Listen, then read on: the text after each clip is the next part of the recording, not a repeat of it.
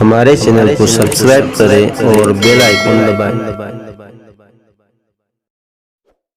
نحمده ونصلي ونسلم على رسوله الكريم أما بعد فأعوذ بالله من الشيطان الرجيم بسم الله الرحمن الرحيم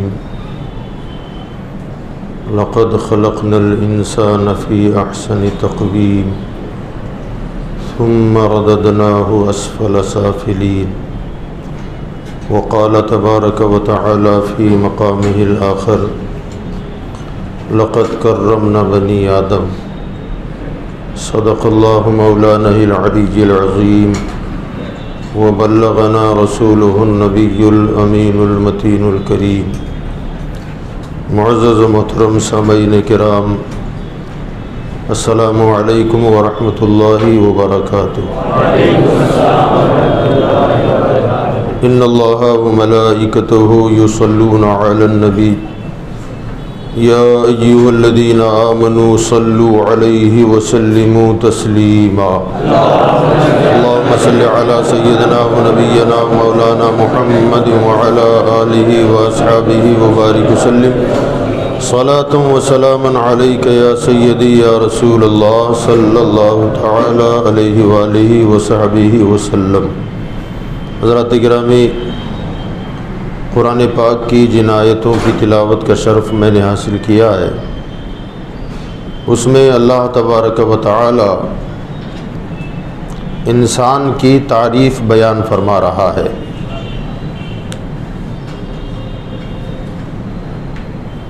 صورت اور شکل کے اعتبار سے اللہ ارشاد فرماتا ہے لقد خلقنا الانسان فی احسن تقویم، بے شک ہم نے انسان کو بہترین صورت پہ پیدا فرمایا۔ اللہ تعالیٰ کی مخلوقات میں سب سے حسین شکل جو اللہ نے عطا فرمائی ہے وہ انسان کو عطا فرمائی، اور نہ صرف یہ کہ شکل عطا فرمائی بلکہ دوسری جگہ ارشاد فرمایا لقد کرمنا بنی آدم، ہم نے بنی آدم کو، انسانوں کو تمام مخلوقات میں سب سے افضل بنایا ہے۔ اللہ کی مخلوقات میں سب سے افضل اور اعلیٰ اگر کوئی مخلوق ہے تو وہ انسان ہے۔ تاج کرامت اللہ تعالیٰ نے حضرت انسان کے سر پہ سجایا ہے۔ قابل غور بات یہ ہے کہ اللہ تعالیٰ نے انسان کو اشرف المخلوقات قرار دیا۔ تمام مخلوقات میں سب سے افضل مخلوق اگر کوئی ہے تو انسان ہے، یہ اللہ کے کلام کا فرمان۔ اگر ہم ایسے انسان کو دیکھیں تو آخر انسان میں کون سی خاص بات ہے جس کی وجہ سے اللہ نے تمام مخلوقات میں انسان کو سب سے افضل قرار دیا؟ حالانکہ اگر ہم دیکھیں تو انسان کمزور ترین مخلوق ہے، دوسری مخلوقات کے مقابلے میں انسان بہت زیادہ کمزور ہے۔ مثلا ایک مثال آپ کو دے دوں تاکہ آپ کے سمجھ کے قریب ہو جائے، وہ یہ کہ ہماری بہن بیٹیاں، بیویاں، مائیں حاملہ ہوتی ہیں، 9 مہینے تک اپنے شکم میں اپنے بچے کو رکھتی ہے۔ ان ایام میں ہم اپنی بیٹیوں کو، بہوؤں کو کتنا سنبھالتے ہیں۔ تیزی سے نہ چلو، دوڑنا مت، زینے سے اترنا چڑھنا ہے تو ذرا سنبھال کے اتر چڑھ کریں، اس کا مکمل خیال رکھا جاتا ہے۔ دھیرے دھیرے 9 مہینے بیتتے ہیں، اس کے بعد بچے کی ولادت ہوتی ہے، بچہ پیدا ہوتا ہے تو ہم اس ماں کا کتنا خیال رکھتے ہیں۔ مقوی غذائیں کھلاؤ، ٹھنڈے پانی سے بچاؤ، گھر کے اندر بھی ٹھنڈے فرش پہ ننگے پیر نہ چلو، چپل پہن کے چلو، رومال باندھو، یہ کرو وہ کرو، یہ سارے لوازمات اس کے ساتھ ہوتے ہیں۔ ادھر یہ بچہ ہے جو انسان ہے، اس بچے کو ہم دیکھیں بالکل گوشت کا لوتھڑا ہے، دھیرے دھیرے وہ پروان چڑھتا ہے، نشو نما پاتا ہے، کافی سنبھال کر اسے آگے ہم بڑھاتے ہیں، تب کہیں جا کر کے وہ دھیرے دھیرے پیٹ کے بل ہونے لگتا ہے، پھر پیٹ کے بل گھسیٹنے لگتا ہے، پھر ہم اسے اٹھا کے بٹھاتے ہیں تو لڑک جاتا ہے، اسے संभाल के बिठाते हैं। जब बैठने की प्रैक्टिस उसकी होती है तो कभी इधर से तकिया, कभी इधर से तकिया, कभी दीवार का टेका, ये होता है, तब जाके वो बैठना सीखता है। फिर धीरे धीरे उसे हम खड़ा करते हैं तो कभी उंगलियां पकड़ के खड़ा करते हैं, कभी दीवार का सहारा दिलवा कर खड़ा करते हैं, तब जाके वो खड़ा होना सीखता है। फिर उंगलियां पकड़कर कदम कदम चलना सीखता है। फिर कुछ अय्याम के बाद 2 लफ्ज बोलता है, अब्बा और अम्मा। ये इंसान, उधर माँ की वो कंडीशन, इधर बच्चे की ये कंडीशन, ये इंसान की ताकत, उसकी कुव्वत है। दूसरी सिमत में आप देखें, एक बकरी है, मामूली जानवर है। हमारी बहन बेटियां साल में 1 बच्चे की विलादत होती है, उधर साल में 2-2 मरतबा बच्चे पैदा होते हैं। 6 महीने के बाद बच्चा होता है, और 1 बच्चा नहीं, 2-2, 3-3 बच्चे होते हैं। मगर क्या हम कभी उसे दौड़ने से बचाते हैं? क्या कभी उसे उतर चढ़ करने से रोकते हैं? 2-2 बच्चे, 3-3 बच्चे पेट में है, मगर दौड़ रही है, खा रही है, छलांगे लगा रही है। अब देखें आप, इधर इस माँ को हमने देखा जो इंसान है, उसे इतना संभाला गया, बकरी को संभाला नहीं गया, जबकि 2-2 बच्चे और 3-3 बच्चे उसके पेट में हैं। और जब उसके दिन पूरे होते हैं, बच्चों की विलादत होती है, तो ना हम बकरी को ठंडे पानी से बचाते हैं, ना उसके लिए कोई मुकवी ग़िज़ा खिलाते हैं, ना काजू बादाम का इंतजाम करते हैं। वही चारा जो मुसलसल चरती है, वही चर के जिंदगी गुजार रही है। ये उसकी कुव्वत का आलम है। और इधर ये बच्चा है, बकरी का बच्चा, आधा घंटा नहीं होता खुद दौड़ने लग जाता है, खुद चलने फिरने लग जाता है, आधे घंटे के अंदर मां को पुकारने भी लग जाता है, खुद अपनी ग़िज़ा ढूंढ लेता है। अब जरा आप देखें कि हमारे मुकाबले में बकरी ताकतवर है या हम ताकतवर हैं? पूछ रहा हूं आपसे, क्या लगा, हम कितने कमजोर हैं? कितना संभालना पड़ा।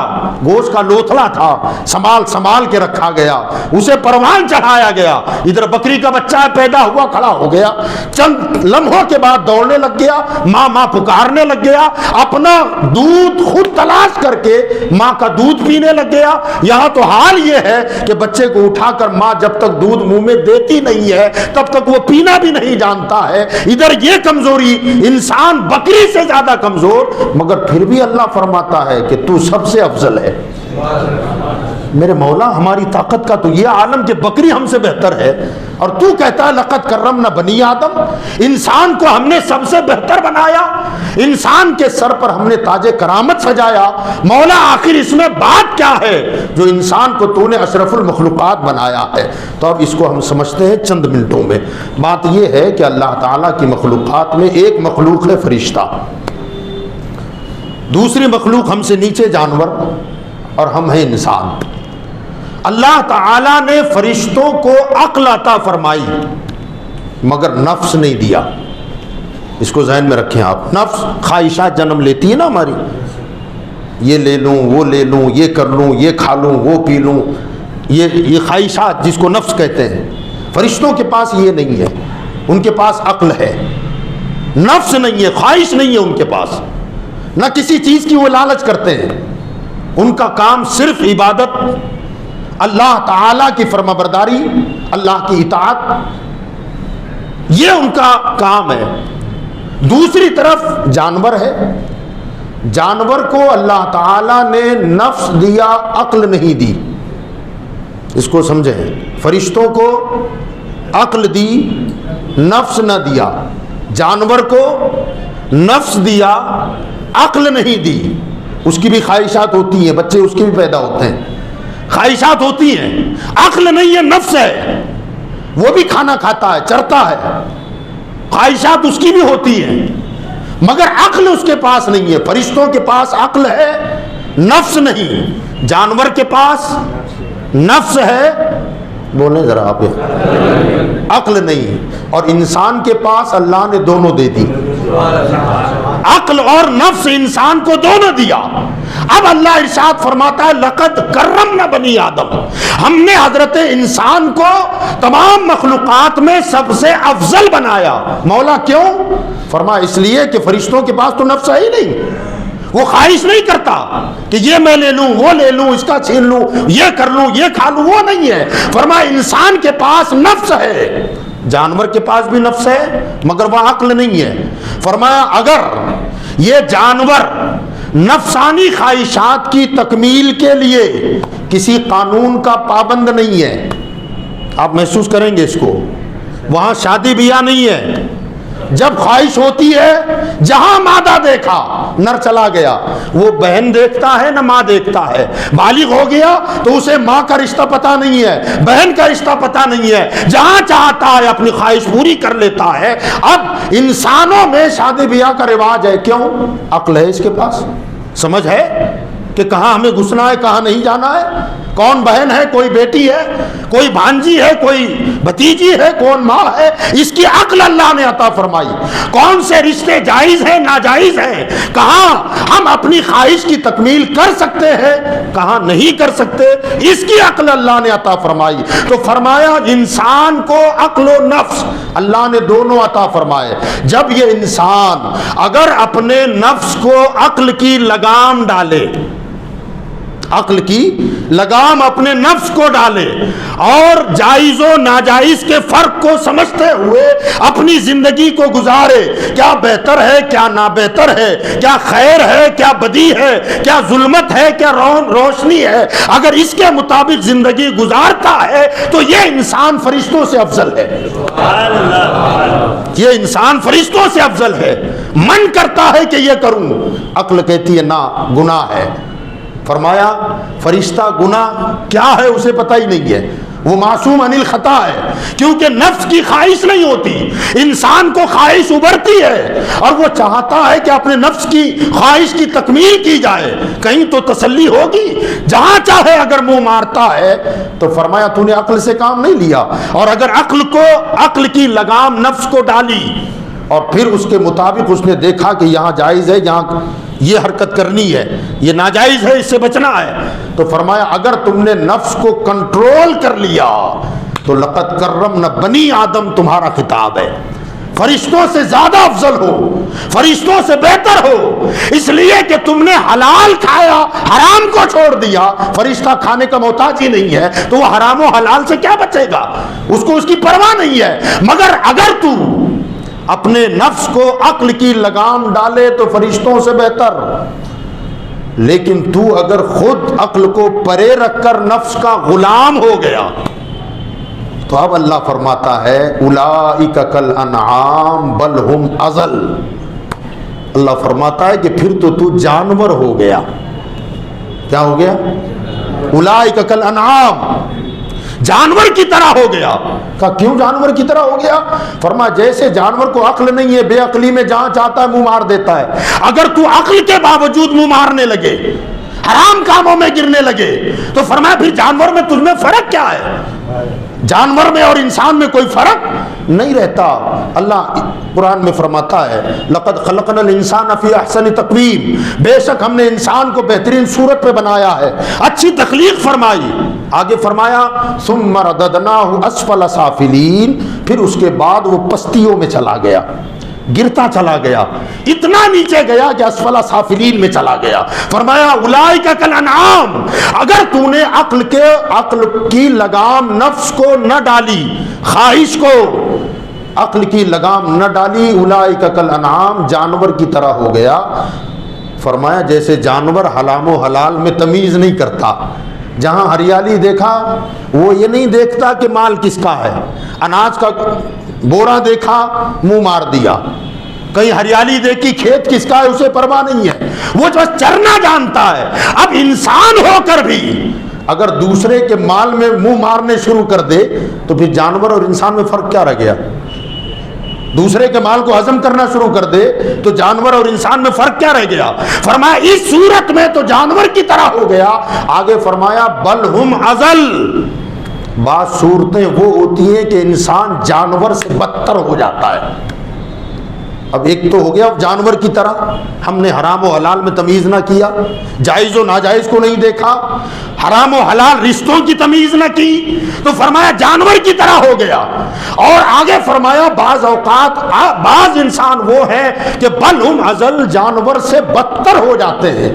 تو جانور سے بدتر کیسے ہو گیا؟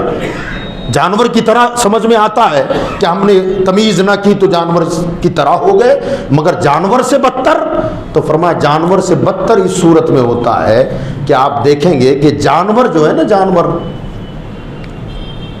جن لوگوں کا تعلق گاؤں اور دیہاتوں سے ہے اس بات کو اچھی طرح سمجھیں گے، اور ابھی بقرعید کا موسم بھی آنے والا ہے، لوگ اپنے گھروں میں بکرے بھی بہت پالتے ہیں، وہ بھی جانتے ہیں۔ یاد رکھیے گا، ہندی کا شاعر گزرا ہے کبیر داس، کبیر داس نے ایک شعر کہا تھا ہندی کا، بس یہ آیت کا ترجمہ سمجھ لیں آپ اسے۔ بعض مرتبہ ہوتا یہ ہے کہ وہ کبیر داس تو غیر مسلم ہے، مگر ہوتا یہ ہے کہ کبھی کبھی جھوٹا بھی سچی بات کر دیتا ہے نا، ہوتا ہے ایسا نہیں کہ جھوٹا آدمی ہمیشہ جھوٹی بولتا رہے نہ، کبھی کبھی سچی بات بھی کر دیتا ہے۔ آپ نے وہ حدیث سنی ہوگی، حضرت ابو حریرہ رضی اللہ تعالیٰ عنہ کو حضور صلی اللہ علیہ وسلم نے ایک صدقے کے مال کی نگرانی کے لیے مقرر کیا، فرمایا اس کی چوری سے اس کی حفاظت کرنا۔ رات کو ایک چور آ گیا، جب چور آیا تو حضرت ابو حریرہ نے اسے پکڑ لیا، پکڑا تو کہا صبح میں حضور کی بارگاہ میں پیش کر دوں گا۔ وہ کہنے لگا کہ بال بچے والا ہوں، غربت زیادہ ہے، چھوڑ دو، مہربانی ہوگی۔ حضرت نے چھوڑ دیا۔ صبح فجر کی نماز میں حضور کے پیچھے نماز پڑھی، سلام پھیرنے کے بعد حضور نے فرمایا ابو حریرہ رات کے چور کا کیا ہوا؟ تڑپے نہ بتایا نہیں انہوں نے کہ چور آیا تھا۔ میرے آقا کا علم دیکھے اللہ نے جو عطا فرمایا، کہا رات والے چور کا کیا بنا؟ کہا یا رسول اللہ پکڑ تو لیا تھا مگر بڑی غربت کی شکایت کی، بال بچے والا تھا، میں نے چھوڑ دیا، رحم آ گیا۔ فرمایا ابو ہریرہ چوکنا رہنا، پھر آئے گا۔ یہ ہے علم غیب، یہ حضور کا علم غیب ہے۔ فرمایا رات آئی تو رات کو پھر آ گیا۔ حضرت فرماتے میں نے پھر پکڑ لیا، پھر پکڑا تو پھر رونے لگا، بلکنے لگا، غلطی ہو گئی اور پریشانی تھی، میں آ گیا، مہربانی کر دیں، چھوڑ دیں۔ میں نے چھوڑ دیا۔ صبح فجر کی نماز میں حاضر ہوئے، سرکار نے نماز کے بعد پوچھا رات کا چور کا کیا بنا؟ تو کہا رسول اللہ اس نے بہت گریہ زاری کی، میں نے چھوڑ دیا۔ فرمایا آج پھر آئے گا۔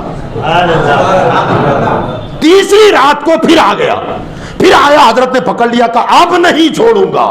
اب وہ رونے پیٹنے لگا، چیخ پکار کرنے لگا۔ حضرت نے فرمایا اب مجھے رحم نہیں آئے گا، میں تو سرکار کی بارگاہ میں پیش کر دوں گا۔ وہ کہنے لگا کہ ابو ہریرہ بس ایک عمل تجھے بتاتا ہوں، اگر اس پر عمل کر لے گا نا زندگی میں کبھی تجھ پر شیطان حاوی نہیں ہوگا۔ تو کہا کون سا عمل؟ کہ روزانہ رات کو سوتے وقت آیت الکرسی پڑھ لیا کرنا، شیطان کبھی تم پر حملہ نہ کرے گا، حاوی نہ ہوگا۔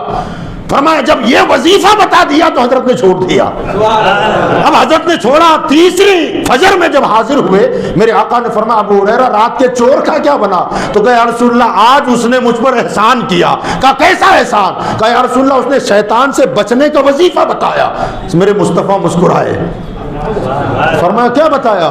کہ شیطان سے بچنا چاہتے ہو تو رات کو سوتے وقت آیت الکرسی پڑھ کے سو جاؤ، شیطان کبھی حملہ آور نہیں ہوگا۔ میرے آقا نے ہنس کر فرمایا جھوٹا سچی بات بتا گیا،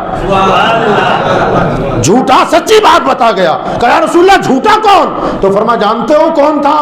تو کہا کون تھا؟ کہا وہی تو شیطان تھا، وہی شیطان تھا، جھوٹا ہے مگر بات سچی بتا گیا۔ میں بتانا یہ چاہتا ہوں کہ بعض اوقات جھوٹا بھی سچی بات بولیں کر دیتا ہے۔ تو کبیر داس عقیدہ ایمان نہیں تھا مگر بات سچی کر گیا۔ کیا کہتے ہیں کہ ہاں ہاں مانے تک تک مانے اور چمکارے ہوئے کھڑا، ہاں ہاں مانے تک تک مانے اور چمکارے ہوئے کھڑا، کہیں کبیر سنو بھائی سادھو تجھ مورک سے بیل بھلا۔ جانوروں کو آپ نے دیکھا ہوگا، جو جانور پالتے ہیں وہ اپنے جانوروں کے نام بھی رکھتے ہیں نا، عجیب عجیب نام ہوتے ہیں ان کے۔ اور وہ جانوروں کا کمال یہ ہوتا ہے کہ بار بار اس کا مالک جب اسی نام سے پکارتا ہے تو وہ جانور سمجھ لیتا ہے کہ میرا نام یہی ہے۔ اور پھر کبھی جانور دور جا رہا ہو اور مالک بلند آواز سے اس کا نام لے لے تو آپ اس کو دیکھ لیں، پلٹ کے دیکھتا ہے کہ مجھے بلا رہا ہے۔ کبھی ایسا ہوتا ہے جانور چر رہا ہے، چراگاہ اس کی مخصوص ہے، مگر کوئی ہرا بھرا کھیت اس نے دیکھا اور اس طرف جانے لگا تو اس کا مالک دوسرے کنارے ہوتا ہے، زور سے چلاتا ہے تو وہ جانور نام سن کر کے پلٹ جاتا ہے۔ کسانوں کے کچھ اشارے ہوتے ہیں، آواز مختلف نکالتے ہیں۔ جب کبھی بیل گاڑی میں یا ہل میں بیل جوتے ہوتے ہیں تو وہ چک چک کی آواز نکالتے ہیں، بیل چلنے لگ جاتا ہے۔ اسے روکنا ہو تو رسی کھینچنا نہیں پڑتی، ایک آواز نکالتے ہیں پک پک پک پک کی، وہ رک جاتا ہے۔ کبھی بیٹا ہو تو اس کے اشارے الگ ہوتے ہیں، جیسے ہی وہ آواز نکالتا ہے بیل کھڑا ہو جاتا ہے۔ اب کبیر داس یہ کہتے ہیں کہ ہاں ہاں مانے، تب تک مانے، اور چمکارے ہوئے کھڑا، کہیں کبیر سنو بھائی سادھو، یہاں سادھو سے مراد پنڈت نہیں ہے، انسان ہے، کہتے ہیں کہیں کبیر سنو بھائی سادھو، تجھ مورت سے بیل بھلا۔ کیوں بیل بھلا؟ کہ بیل تو اپنے مالک کی بات مان لے، تو انسان ہو کر مالک کی نہ مانے تو بہتر ہے یا بیل بہتر ہے؟ بیل اپنے مالک کی ہر بات مانتا ہے، اور یہ انسان ہو کر اگر مالک کی بات نہ مانے تو پھر جانور بہتر ہے یا انسان بہتر؟ اللہ فرماتا ہے بل ہم اضل، بعض صورتیں وہ ہیں کہ انسان جانور سے بدتر ہو جاتا ہے۔ جب اپنے مالک کا کہا نہ مانے، جانور مان لے، تو پھر جانور ہم سے بہتر ہوا کہ نہیں ہوا؟ آپ ذرا دیکھیں، ایک صوفی باصفا، ایک اللہ والا کہتے ہیں کہ انسان تو مرغی سے گیا گزرا ہے۔ وہ فرماتے ہیں کہ ذرا مرغی کو دیکھ، جب پانی پیتی ہے تو سر اٹھا کر اس کا شکر ادا کرتی ہے، جب ایک گھونٹ پانی لیتی ہے تو اوپر سر اٹھا کر کہتی ہے مولا تیرا شکر ہے۔ کسی نے پوچھا حضور وہ شکر ادا کرتی ہے یہ آپ کو کس نے بتایا؟ وہ پانی کو حلق سے اتارنے کے لیے سر اوپر کرتی ہے۔ تو حضرت نے فرمایا کہ پانی تو لکوڈ ہے نا، بہت ثقیل ہے۔ فرمایا ٹھوس غذا تو نیچے منہ کر کے کھا جاتی ہے، اناج ڈالو تب اوپر سر نہیں اٹھاتی، گیہوں اور چاول ڈالو تو سر نیچے کر کے کھا جاتی ہے۔ جب ٹھوس غذا کو نیچے سر کر کے کھا سکتی ہے تو پانی کو پینے کے لیے اوپر کیوں دیکھتی ہے؟ تو فرمایا پہلے کھاتی ہے اور پھر جب پیتی ہے تو شکر ادا کرتی ہے۔ فرمایا جب ایک مرغی اللہ کی نعمت کھا کر شکر ادا کرتی ہے، مگر یہ انسان ہے کھانے سے پہلے بسم اللہ بھول جاتا ہے، کھانے کے بعد کی دعا ہمیں یاد نہیں ہے۔ تو فرمایا بل ہم ازل، اے انسان تو جانور کی طرح ہو جاتا ہے، بلکہ جانور سے بدتر ہو جاتا ہے۔ اللہ سے دعا کریں کہ مولا ہمیں اگر کم سے کم اشرف المخلوقات میں ہم بھلے نہ ہو، کم سے کم جانور سے بہتر بنا دے۔ ہم کوشش کریں کہ ہم جانور تو نہ ہونا، کم سے کم جانور سے بہتر، فرشتوں سے افضل نہ صحیح کوئی بات نہیں، فرشتہ بڑی افضل مخلوق ہے، مگر مولا اگر ہمیں فرشتوں جیسا نہ بنائے تو کم سے کم جانور سے بہتر تو بنا دے۔ ہم کوشش کریں کہ کم سے کم جانور سے بہتر ہو، حرام و حلال کی تمیز کریں۔ کرو گے انشاءاللہ؟ جائز و ناجائز کا غور کریں، اللہ رسول نے جو حکم جاری کر دیا اس پر عمل کرنے کی کوشش کریں، تو لقد کرمنا بنی آدم کا تاج ہمارے سر پہ سجے گا، ورنہ ہم پھر جانور کی طرح یا جانور سے بدتر ہو جائیں گے۔ اللہ تعالیٰ مجھے آپ کو کہنے سننے سے زیادہ عمل کی توفیق عطا فرمائے۔ وما علینا الا البلاغ۔